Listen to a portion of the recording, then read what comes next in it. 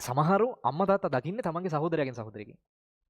ආදරය කියලා කියන්නේ ආදරය කියලා ආදරේ පෙන්වන්නේ නැහැ. අයියලා එහෙම ආදරේ පෙන්වන්නේ නැහනේ. අක්කලා නම් පෙන්වනවා නේ.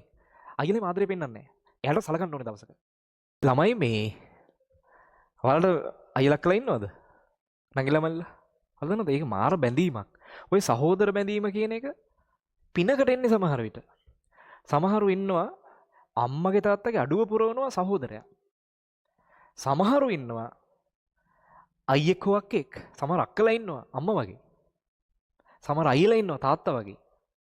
ඒ නිසා ඔයාලා කවදා හරි අම්මට තාත්තට සලකනවා වගේම ඒ දිනට සලකන්නේ.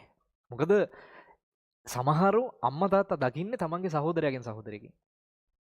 ආදරය කියලා කියන්නේ ආදරය කියලා ආදරේ පෙන්වන්නේ නැහැ. අයියලා එහෙම ආදරේ පෙන්වන්නේ නැහනේ. අක්කලා නම් පෙන්වනවා නේ. අයියලා එහෙම ආදරේ පෙන්වන්නේ නැහැ. එයාට සලකන්න ඕනේ දවසක.